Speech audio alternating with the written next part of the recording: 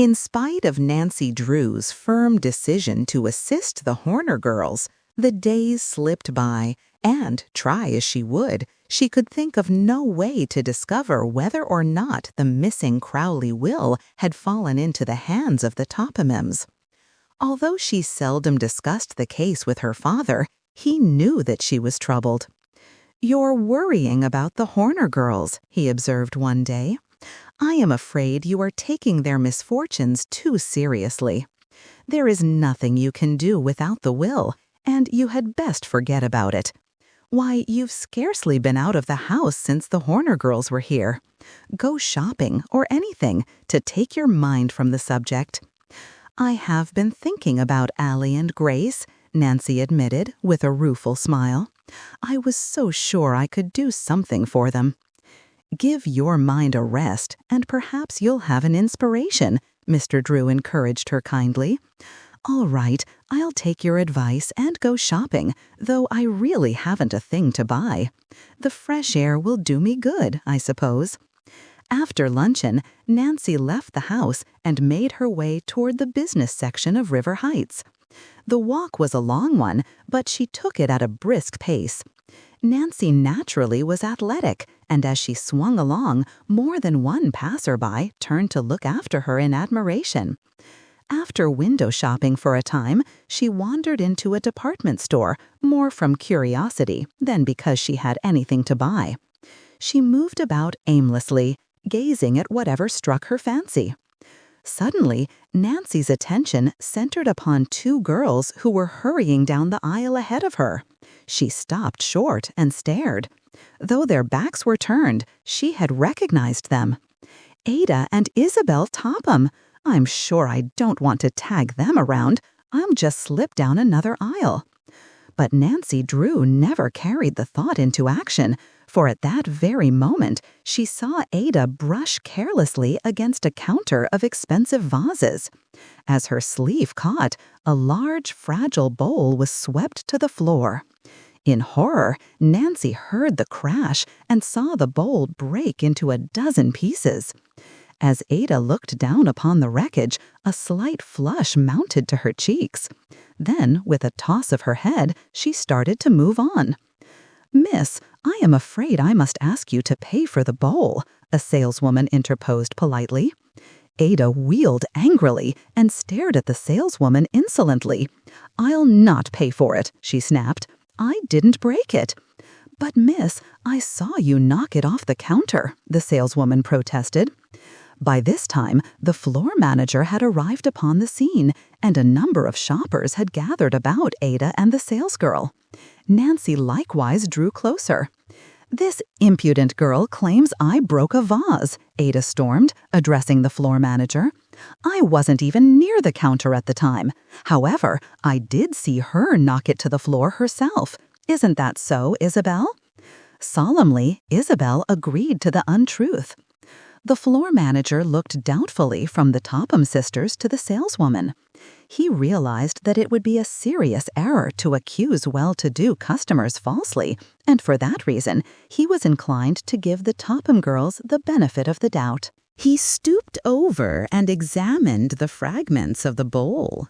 "Someone must pay for the damage," he said severely. "This is an expensive imported bowl." "Then let your clerk pay for it out of her salary," Ada retorted. "If she hadn't been so stupid, she wouldn't have broken the vase." The saleswoman was too bewildered to take her own part, and Nancy saw that the floor manager was in a dilemma. As she sensed that he was about to exonerate Ada from all blame, she stepped forward. "You must be mistaken, Miss Topham," she said quietly. "I am certain the saleswoman did not break the bowl, for one saw the accident myself." "What business have you to interfere?" Ada demanded harshly, wheeling upon Nancy. "Perhaps it isn't my business, but I can't permit you to accuse this girl of something she didn't do." "You saw the accident, miss?" the floor manager questioned. "Yes. As Miss Topham walked by the counter, her sleeve caught on the vase." "It isn't true," Ada snapped.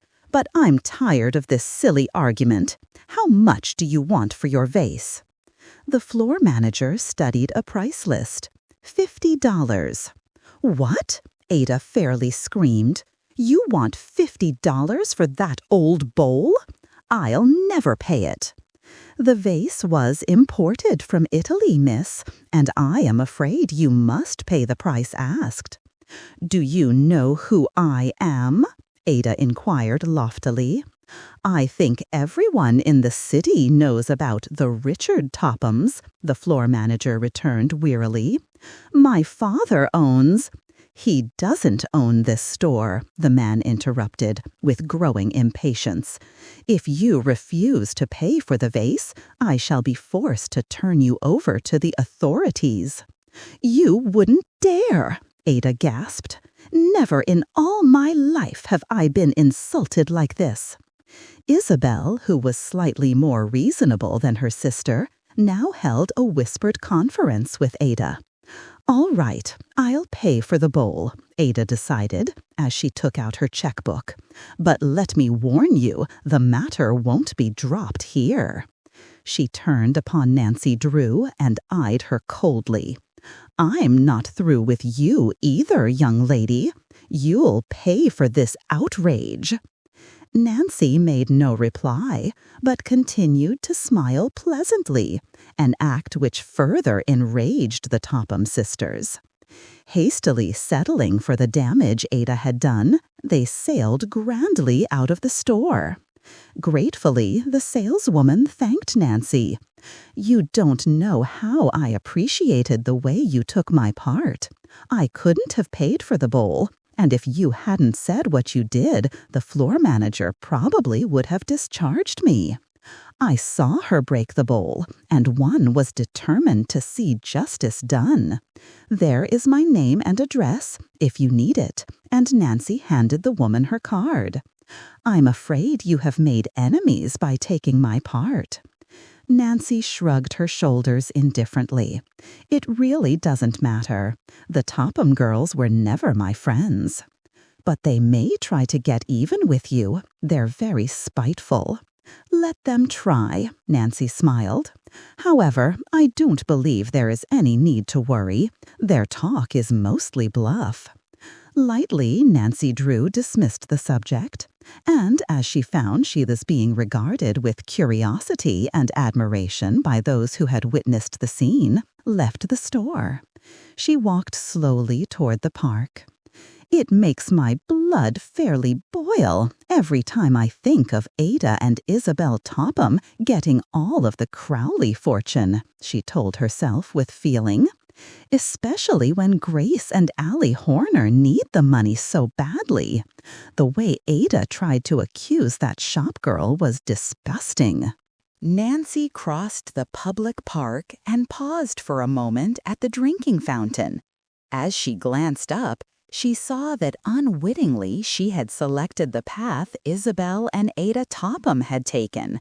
Upon leaving the department store, they too had gone to the park and were now seated upon a bench engaged in earnest conversation. Their heads were close together, and from the expression on their faces, Nancy suspected that they were discussing her. Unless she retraced her steps, it would be necessary to pass directly in front of them. "If they see me, they are certain to say something mean," Nancy thought. "And if they do, I'll be sure to lose my temper. I know." She decided impulsively, "I'll take the path through the bushes and avoid them. I can pass behind that bench and they'll never notice me." Ada and Isabel were so engrossed in their conversation that they failed to notice Nancy's approach. Chuckling to herself, Nancy left the sidewalk and quietly made her way down the path, which was shaded with overhanging bushes. She had no intention of attempting to overhear what the Topham sisters were saying, but as she noiselessly approached the bench where they were sitting, 2 words reached her ears, causing her to pause involuntarily. Ada was speaking, and the phrase which Nancy had accidentally overheard was "the will." In a flash, her suspicions were aroused. She comprehended the significance of the phrase. It must be Josiah Crowley's will they're talking about, she reasoned. Perhaps they know something about the missing will. They may reveal what became of it. With the instinct of a detective, Nancy Drew crept cautiously closer. The bushes were thick, and by crouching low behind the bench, she was able to hear without being seen. Oh, if only she might learn something which would prove that the Tophams had deprived the Horner girls of their inheritance.